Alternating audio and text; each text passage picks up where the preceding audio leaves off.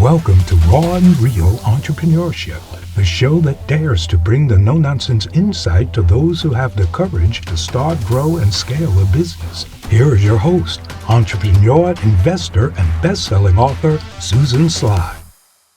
Well, hey, what's up? Wherever you are in the world, I hope you're having an amazing day. And I want to give a shout out to a new country that hit our top 10 listeners, Spain. I've been to, I think, 34, 35 countries in the world.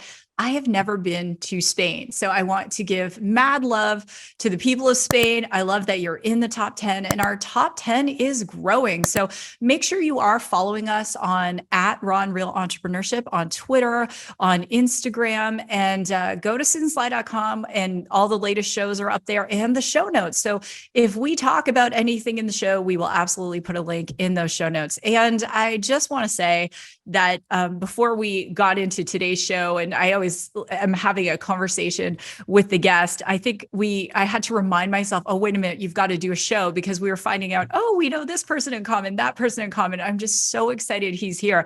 And the question I have for you, and whether you're driving in the car, and hello to your kids, a lot of you write in and say, my kids are in the car, thank you for having a clean show. So shouts out to the future entrepreneurs. I have a question for you that I want you to think about as we go into today's show. Can you be a highly successful, high conscious entrepreneur? Because there's a lot of belief out there that in order to build a unicorn level company, that you have to do something where you're stepping over people or you're taking advantage of people. And my guest today is he's absolutely amazing. His bio is spectacular. And I'm actually going to start in reverse because I have this book. He is the author of the #1 international bestseller, Compassionate Capitalism, A Journey to the Soul of Business. So we're going to talk about this topic. He consults, advises, and coaches worldwide with leaders, executives, companies, and governments. And he has personally delivered programs to more than 300,000 individuals and directly impacted more than 1 million people worldwide. I actually think it's more. In addition to being the co-host of Office Hours with our dear friend David Meltzer on Bloomberg TV, he hosts the Soul of Business podcast. He's been featured on TV, including World's Greatest Motivators. He's also done 3 TEDx talks and numerous podcasts. He's the CEO of Avatar Resources, and he sits on numerous philanthropic boards. But here's the fun one that I started to Google. In 2012, he was formally invested as a Knight of the Sovereign Order of St. John of Jerusalem, Knights of Malta, which is the world's oldest humanitarian organization, along with his wife and also our dear friend, Jack Canfield. So, Blaine Bartlett, welcome to the show. I'm so excited to talk to you. Susan, it is an absolute joy to be on your show. I've been looking forward, as I mentioned prior to going live here, been looking forward to this for some time. So let's just have fun. Let's rock and roll. We are going to have fun. And for those of you who heard Edgar Brazona's podcast where he sings the theme song from his childhood business, I can't get that theme song out of my head. So if you didn't check out that episode, Edgar was dropped out of high school and then he built a massive furniture business that was acquired, but his first business was selling watermelon as a kid. And so Blaine, what was your first business that you ever had? The first business I ever had, I mean, this is a Horatio Alger sort of a thing, but it was a paper route. Mm-hmm. I grew up in rural Oregon, and the local newspaper, I had a paper route and built it up. So it was kind of like, this is kind of how I learned. Yeah, I had to buy the papers and then I would sell them, and I mean all the stuff that kind of goes into that. So the thing that I remembered most about that, it wasn't the money that I was making as a budding entrepreneur there, but there was a contest to go to enroll new subscribers, and the winners got to take a charter salmon fishing trip off of the coast of Oregon, and I think probably 9 years old, 10 years old, something like that at that time. But that got me inspired. I love to fish. I love being outdoors, and I won the contest, and the rest, as they say, is history. I haven't stopped fishing since. Well, and as a fellow person who had a paper route as well, those were different times. We didn't drive the car and throw the paper. We were like little kids with, in the weekend edition. Oh, the Oh weekend my edition. Oh gosh. gosh. I think I still have scoliosis from the, the weekend edition of the paper. Those bags were heavy. They were.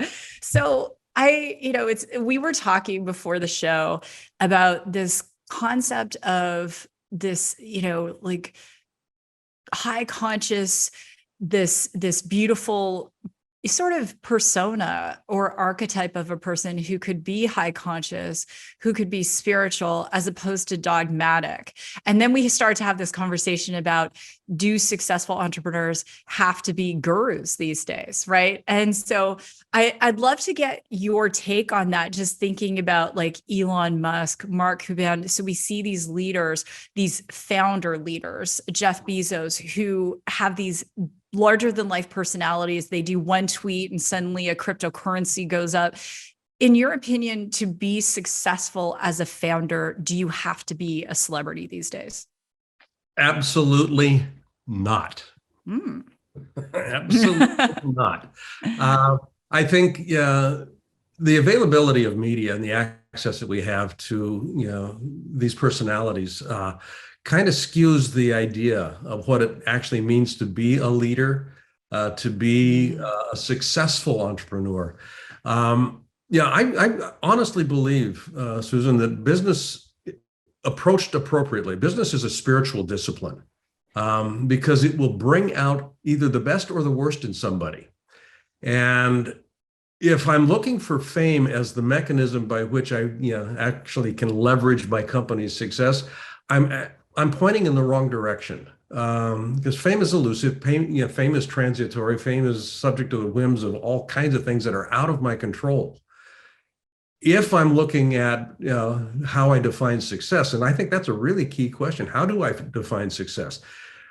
The purpose of business, and this may seem kind of tangential here and circuitous, but the purpose of business is not to make not to make money. Milton Friedman got that all wrong. The purpose of business is to uplift the experience of being alive on this planet. That's the purpose of business.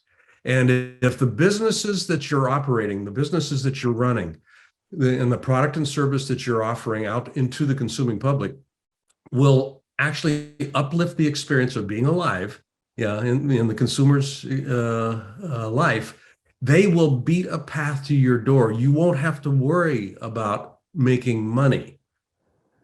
The purpose of business is to uplift the experience of being alive on this planet, not just for individuals, for everything on this planet. So there's the whole ecosphere that comes into play. So I think business leaders that can begin to take that mantle on will find themselves right up real quickly against some very hard choices, very hard decisions that will require them to go inside and look at just what am I bringing to the table? It's the who I am that makes the difference in what I do. So that's why I say business is a spiritual discipline. It's probably the most pressure intensive cauldron that I could find myself in, because I've got so many constituencies that are pressing on me, and I've got to make decisions that are in service of a bigger purpose, but also in service of making sure the business is viable. So how do I dance that dance? I've got to make choices. People that live a spiritual life are not wimps. I mean, they are some of the greatest warriors that have ever lived. And if you approach business from that perspective, I think, you don't have to be concerned about being a celebrity.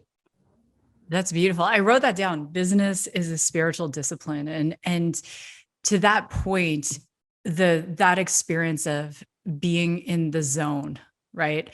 And being in the zone, not when things are going well, a bunch of money just came in and, your customer, you have more customers than you have time, but being in the zone, this is to me, true spirituality or true faith is being in the zone, even when things aren't going well, and making that decision of saying, you know what, I am going to be the calm in the storm regardless. And even at Radius, in my leadership role in the C-suite, that's always one of the things. It's like, am I being that calm in the storm? So if the employees, one of the employees said, well, Susan, what about the recession? And I said, I have to be that calm in the storm. So I walked that person through, these are the verticals we focus on. Let's take a look at what happened in the last recession. Those verticals still did well. And I would say to any founder listening or person who wants to start a business, can you be spiritually disciplined enough to be the calm in the storm? So beautifully said. Begs the question, who do you think is doing this well? Like if we look at founders out there, if we look at C-suite people who are in leadership roles and people whose names people might, recognize, is there anyone you can say they seem to be doing a good job of it? Gary Ridge, it comes to mind. Now, Gary's just retiring this month. And I mentioned him, I've had him on my show a couple of times, the Solo Business. Gary was the CEO, and I say was just because he is retiring here, the CEO of a company called WD-40. Thank God for WD-40. How many times has that saved, yeah. WD-40 is a fascinating company, and Gary approaches it, the running of the business, as a spiritual discipline. And he and I've had conversations about this. Their employee engagement scores are off the charts. I mean, they're consistently in the 90+ percentage. And I could go down that rabbit hole real quick here, but I'm just using that as a metric. His idea of employee engagement is predicated on the purpose of business is to uplift the experience of being alive on this planet. That's how he takes care of his people. And WD-40 has been around since the 1950s. It got its basic start when NASA was being born, and they were a lubricant or actually a water repellent that was used in the early rockets. They're global in nature. They're a multi-billion-dollar company. Most people have never heard of Gary Ridge. He's kind of flies low on the radar. He's written a couple of books. He wrote one book with Ken Blanchard. Love Ken. Oh, Kenny's great. But he just does the work, and his idea is, if I'm not growing, I'm not doing something right. And he doesn't mean growing in the sense of the company necessarily growing, although that's important. Himself growing. If my people aren't growing, if they're not excelling, if they don't have access to something that they would love to be doing, something's off. And when you get people that are looking through the lens of what would I love to be doing, energy shows up, passion shows up, commitment shows up, creativity shows up, innovation is in place, and you don't have to dictate it. It just comes through. The human spirit wants to soar. It absolutely wants to soar. Most organizations have got a cap on that process. Yeah, for me, one of the models I work with, mindset is a large part of this. But for me, imagination is the gateway to the soul. Imagination is the threshold, and it's a liminal space. It's a space where things can kind of percolate and move. But if you can use imagination well, you actually tap into what the spirit of the organization, the spirit of the individual wants to have happen next. Life wants to move. Life wants to express. And we don't want to put a governor on that. But most organizations have enormous constraints on imagination. And that's where I think things get really kind of screwed up, which is why if it's a spiritual discipline, imagination is fostered. That's through that lens, Blaine, too. I started laughing with the concept of the governor, because we don't have, you have a governor for speed. And if you're listening in a different country, what this means is there's a governor there. You can only drive your vehicle so quickly because there's you can't exceed a certain amount of speed in that vehicle. But I'm thinking lately with the price of gas, there's a governor on how much you can even, fill your car, right? Yeah. But through that lens, in terms of Gary Ridge, there are a couple of people that come to mind. So when I think of C-suite, Brian Cornell at Target, the employee retention, you have cashiers who've been there for 30 years. And he just announced at National Retail Federation this past January, he said, we are investing in financial literacy for our employees. And if you look at Target and how much they invest back into the employees, it's huge, right? And Brian said, listen, we don't want to just pay the money and not even care what they do with it. We're boosting the retirement. We're teaching them what to do with money. And another one that comes to mind is Quick Trip. So the Chester, the original founder, and now his son runs the company, had this philosophy that every employee is a superstar. And if you look at best places to work, they have some of the highest retention in the United States, and they have truck drivers that are millionaires. So they invest in their people, and they're, it's an amazing culture. So there are a lot of them when I think about gold standard, how to do it right. And then I asked you if you were fine with having a discussion about perhaps when the founder decides that they're a guru and that it becomes much more like a dogma. And we started to talk about Adam Newman and WeWork. And so I know that some of you may have watched on Netflix, We Crashed. I watched that. It was absolutely fascinating. And, kudos to Adam and Rebecca Newman. I mean, they became billionaires, and they had an interesting concept, and he clearly knows how to sell. But what is your take? Adam just raised a bunch of money for a new startup. He wants to disrupt residential living. But what's your take on Adam and what he's doing? Well, first of all, just the caveat is I don't know Adam. I haven't met him. So anything that I'm going to be speaking about is related to the public persona that I have access to. So, sure. That being said, anytime I think a leader, and this is kind of a paradox, I think highly successful business entrepreneurs need to have a healthy ego, because there are so many things that can knock us, sideways. And if I don't have a healthy ego, a sense of self, I can get collapsed pretty quickly. So a healthy ego is really, I think, ecumenical to success in any domain of life. That being said, when the ego gets in front of everything I'm doing, that's where I've got a problem, because I am not my ego. I am not that persona. That's just a facade. Mm-hmm. And the facade can be used to sell. I mean, that's part and parcel of the whole thing. So just taking Adam as an example on this, I mean, his persona, I've been around people like him, most of my business life. I mean, these they're charismatic, it's Steve Jobs with the distortion reality field, or the reality distortion field, that sort of thing. Mm-hmm.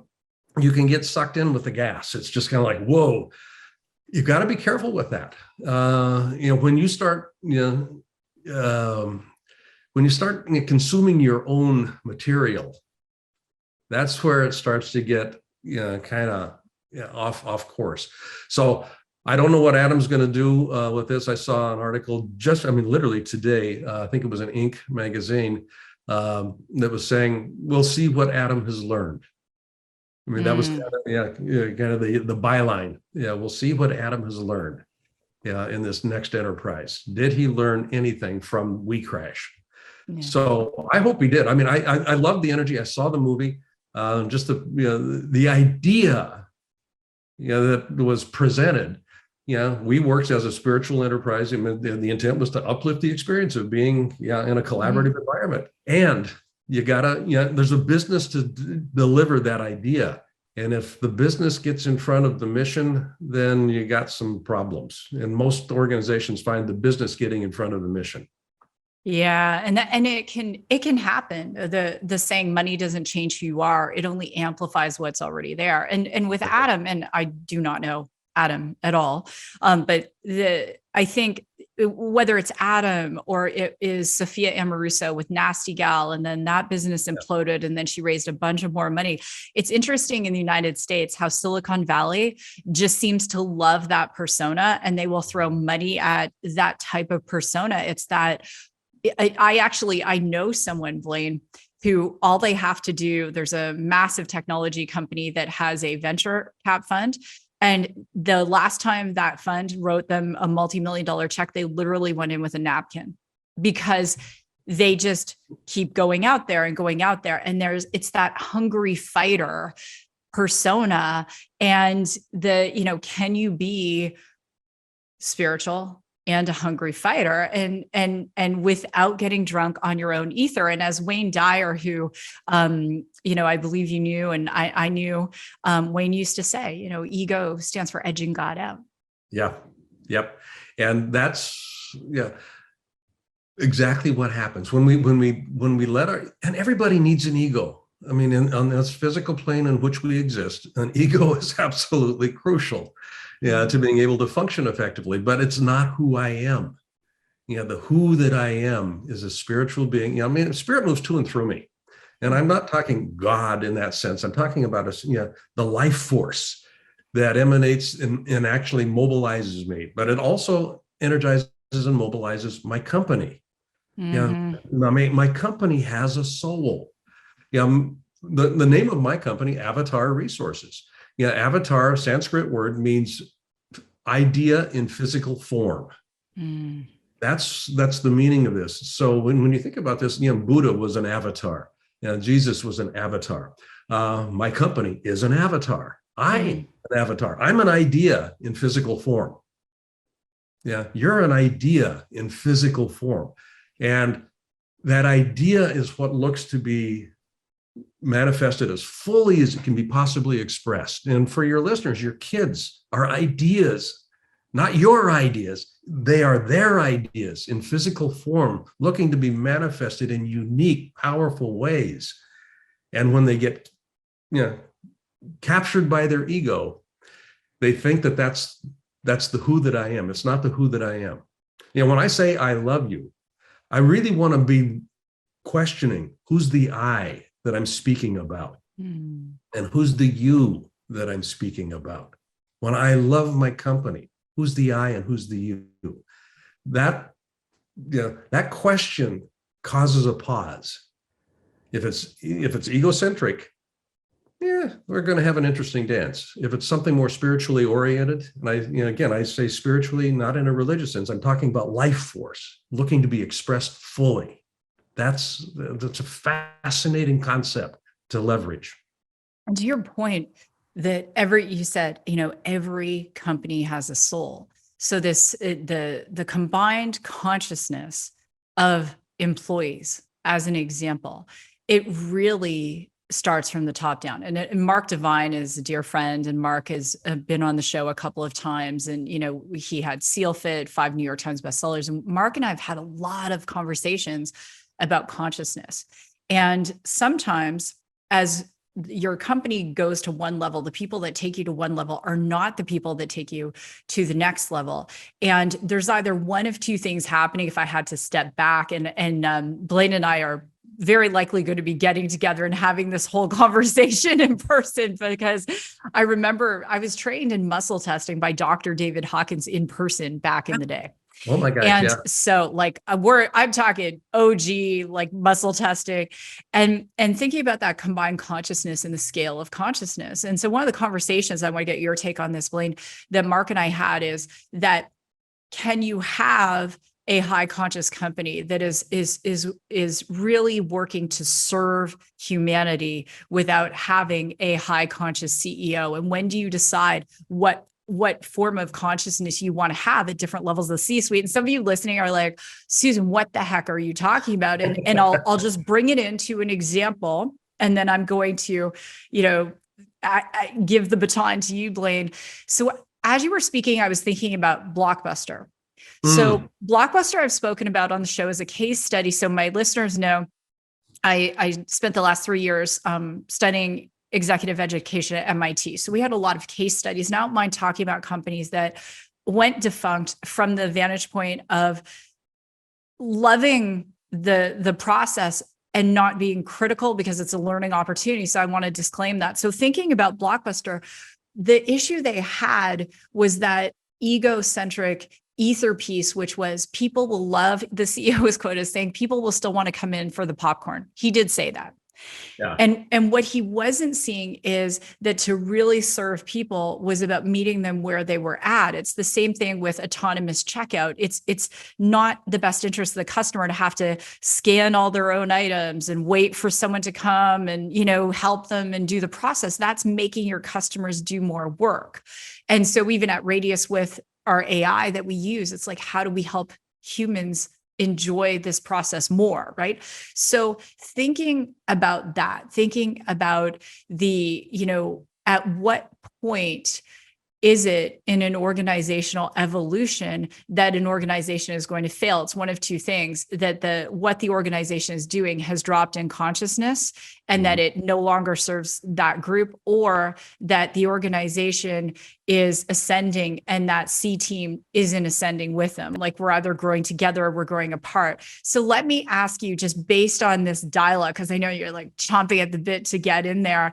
When you think of, we talked about individuals, but when you think of a corporation that is doing it right and growing in a very value-driven, high-conscious way, what companies might come to mind for you? Well, one that I spent 12 years with as a consultant, external consultant, Nokia.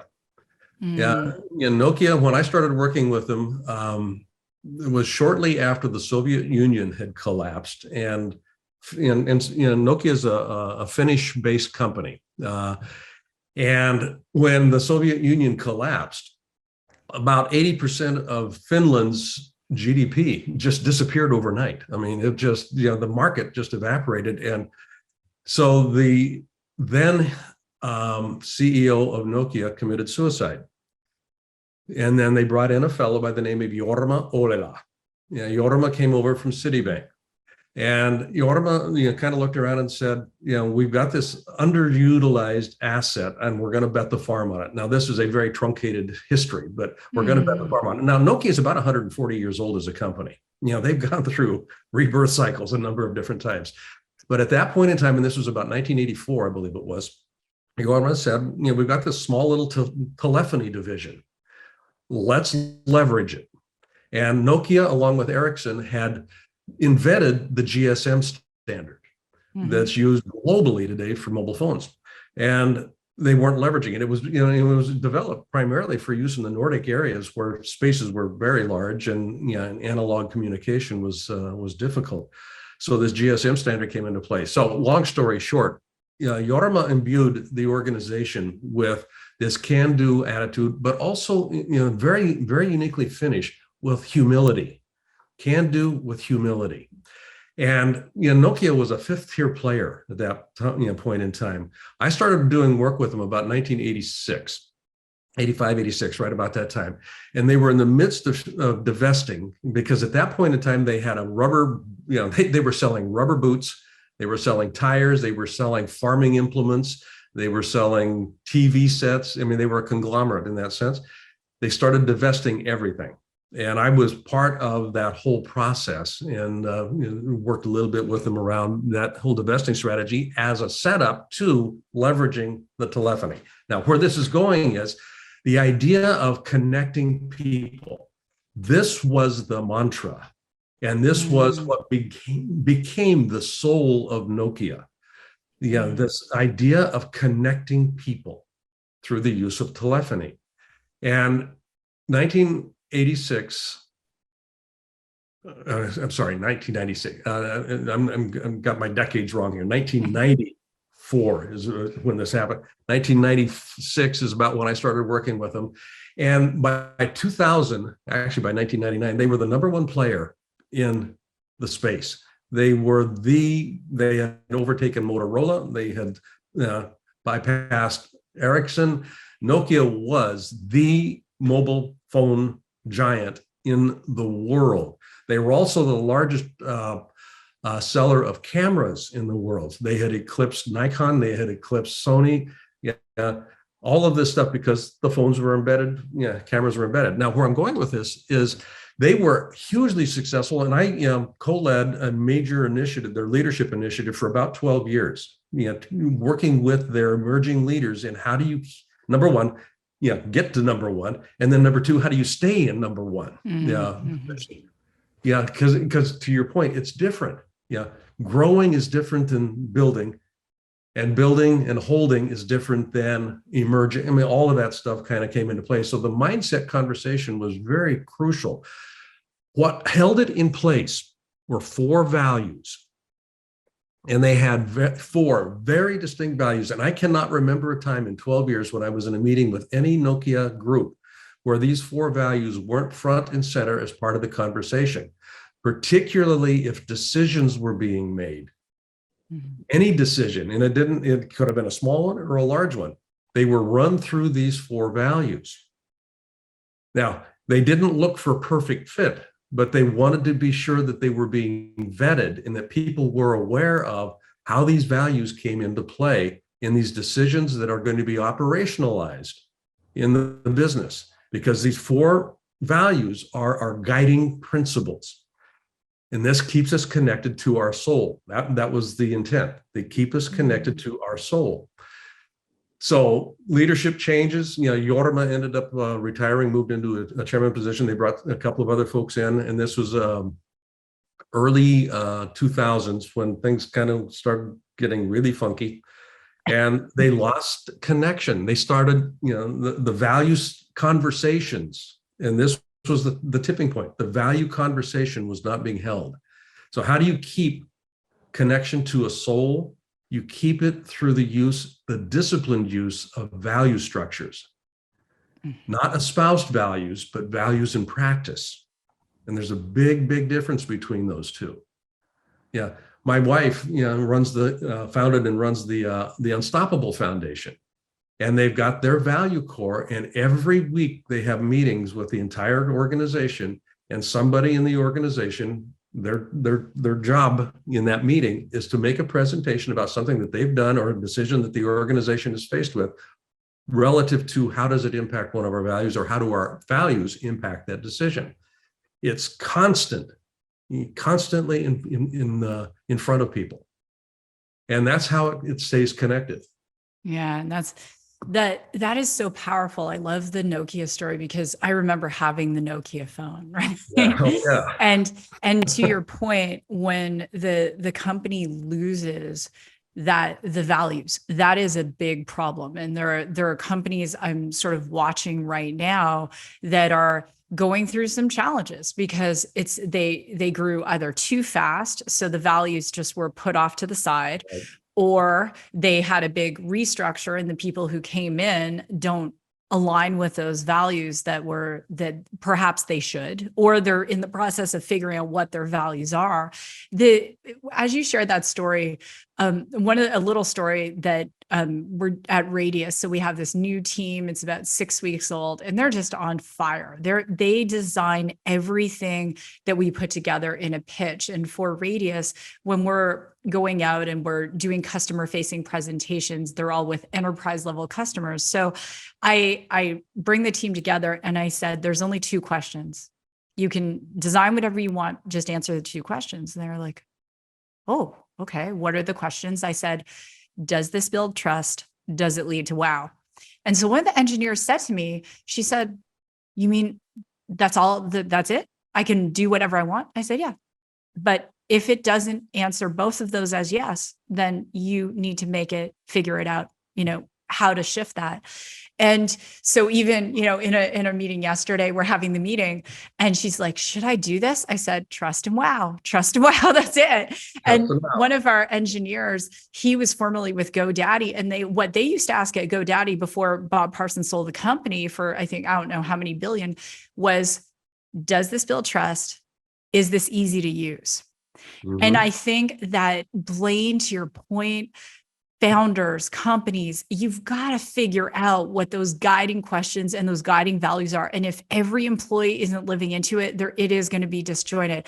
I'm so curious about this. So you consult to these massive companies, governments, you're doing a show with David, you've got your own show, and you're running a business. So how do you navigate working in your business and working on your business?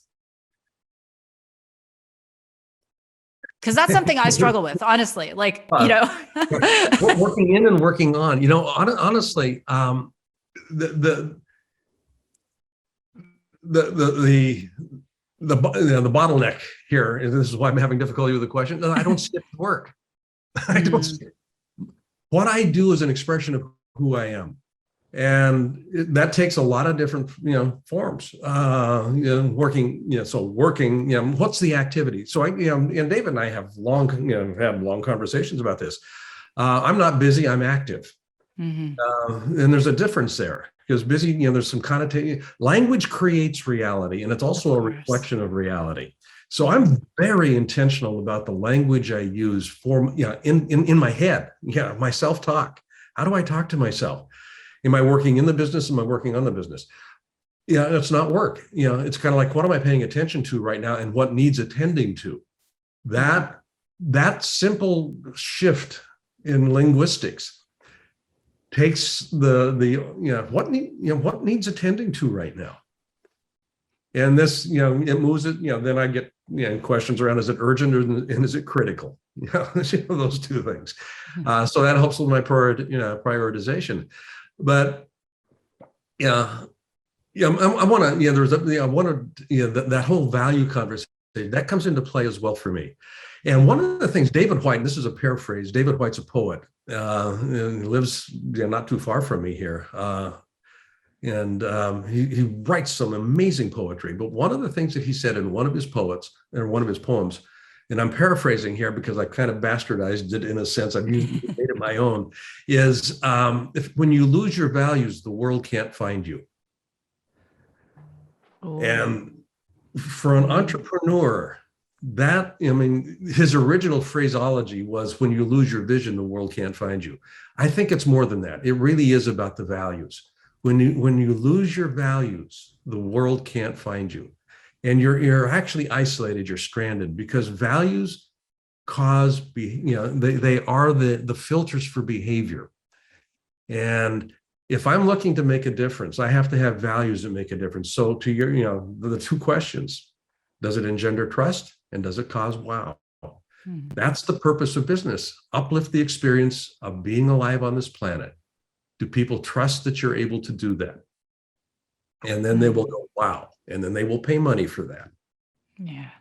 And I think that the big piece around, and what you just said, I wrote that down as well.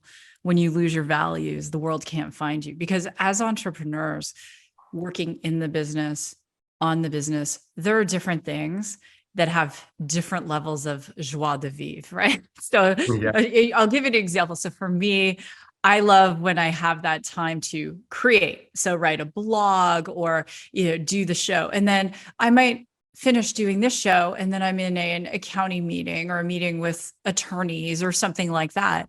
And where I was going with that line of questioning was, and what I'm hearing from you is, if we can continue to keep the values, whether it's 4 values that Nokia had, or whether it's 2 questions or whatever it is, in anything we're doing, then it no longer delineates working in, working on, because we're always coming from that high conscious place. Exactly. And I think that's what makes this, it's why you're so successful. It's what makes the messaging not only powerful, but needed. Because I think, if anything, what we're seeing right now is that people have stopped looking through the lens of values at times, and they're looking through the lens of ego, and the latter is never going to get someone to where they want to be. So, final question, Blaine, for you. Yeah. Harvey McKay, who's obviously good friends with Ken Blanchard, he is a dear friend. I was talking to Harvey the other night. He's actually my personal mentor. I don't make business decisions without Harvey. And so Harvey is always challenging me to update my bucket list, and to constantly, be being that person who is asking more of herself so she can be more for the people she serves. So you've accomplished so much in your career.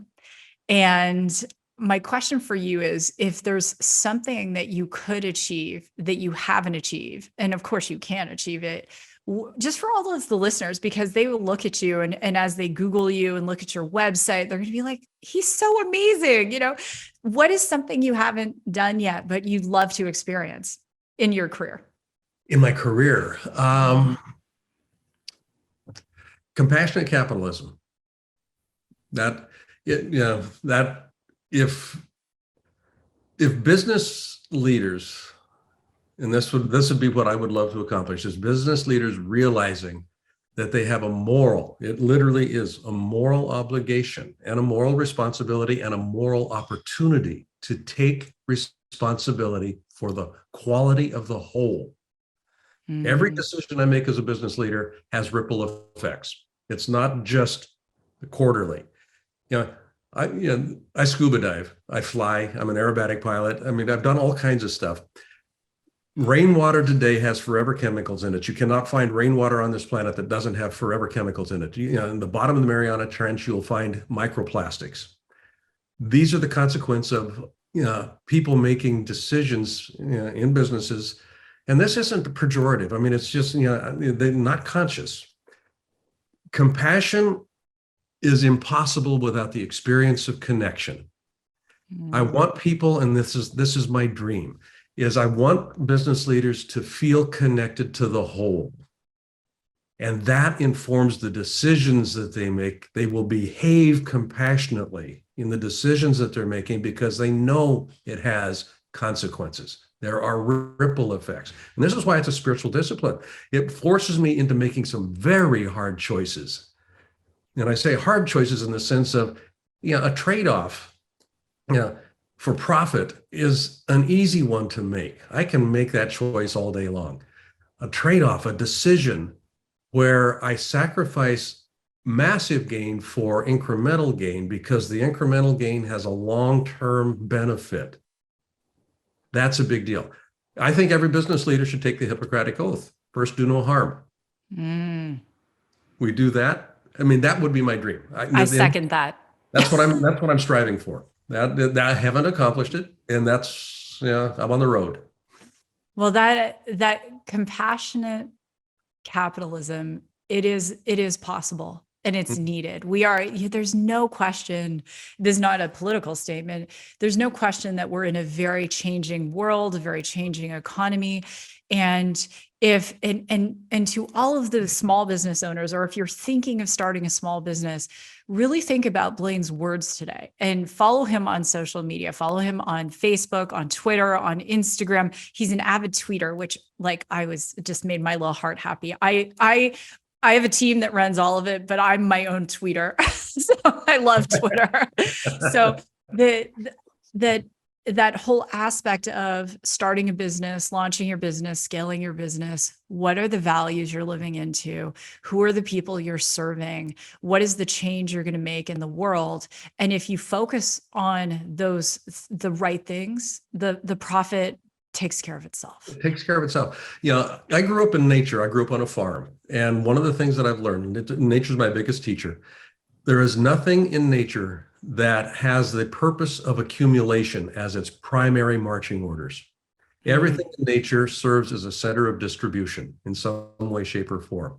And I think when business leaders, when business owners, when business people, and when consumers see themselves as centers of distribution, not as centers of accumulation, that's the leverage point. We see ourselves as centers of distribution. What can I give?